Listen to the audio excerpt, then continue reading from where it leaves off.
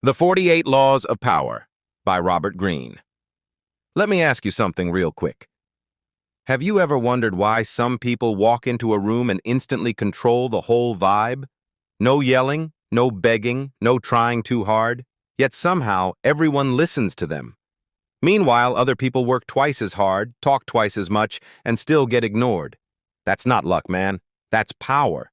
And Robert Greene spent years studying history, kings, queens, generals, billionaires, and political masterminds to figure out exactly how power works.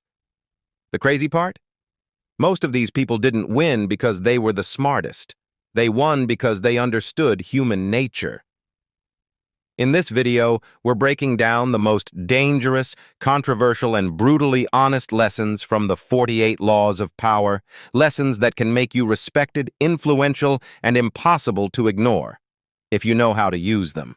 Robert Greene doesn't start this book by telling you to be nice, polite, or liked by everyone. Instead, he drops a harsh truth right away. The world runs on power dynamics.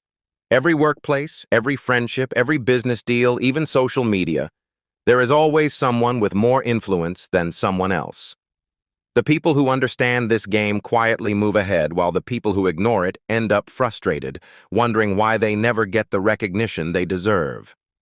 One of the first and most famous ideas in the book is simple but powerful. Never outshine the master.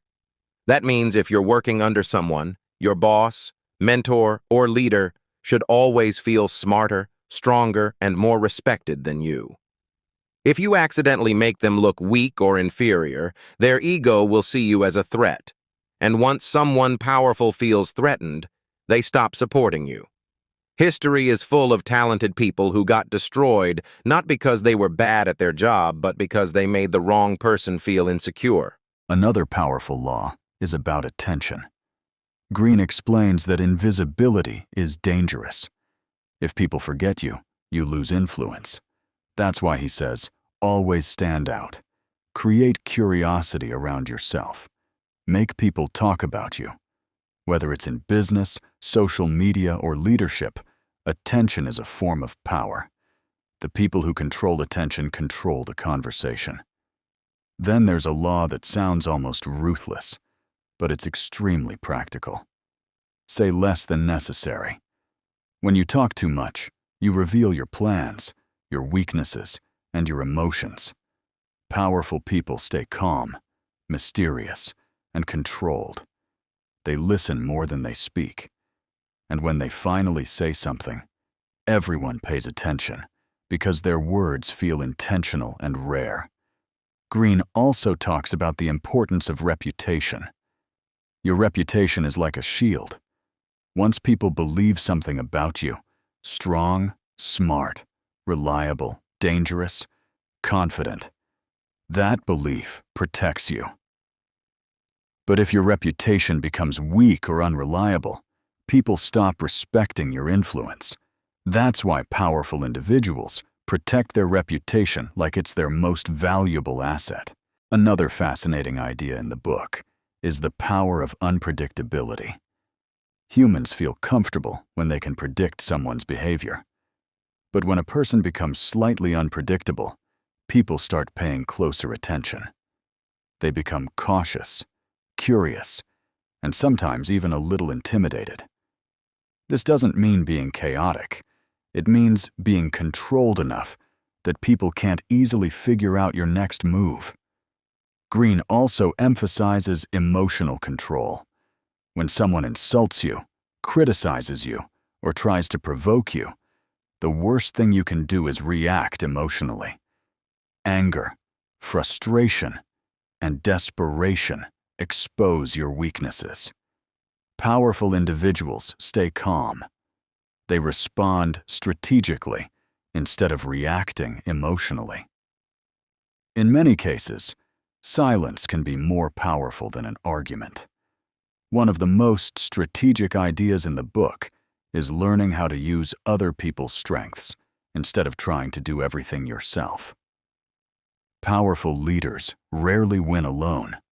They understand how to position the right people around them.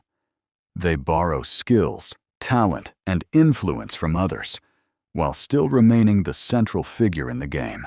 Greene also warns about something many people ignore. Not everyone deserves your trust. In fact, blind loyalty can sometimes be more dangerous than open enemies. Enemies are obvious. You know where they stand. But fake allies can slowly damage your position from the inside. That's why one of the laws explains how sometimes a former enemy can become a more reliable ally than someone who pretends to support you while secretly competing with you. The deeper you go into the book, the more you realize something important. Power is not just about dominating people. It's about understanding psychology. It's about reading situations, managing perception, and staying emotionally disciplined when everyone else is reacting impulsively. The most powerful individuals in history, from political leaders to business tycoons, didn't just work harder than everyone else. They understood human behavior. They knew when to speak, when to stay silent, when to appear strong, and when to appear humble. They knew how to build influence slowly, patiently, and strategically. But Robert Greene also makes one thing clear. These laws are tools.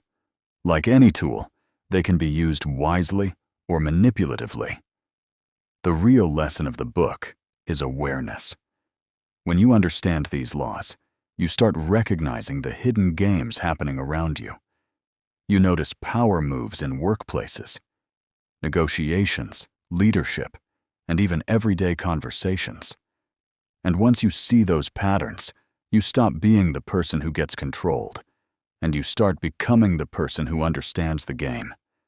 Because at the end of the day, power isn't just about controlling others.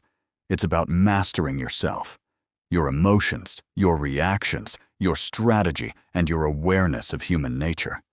And the moment you truly understand that, the entire game changes.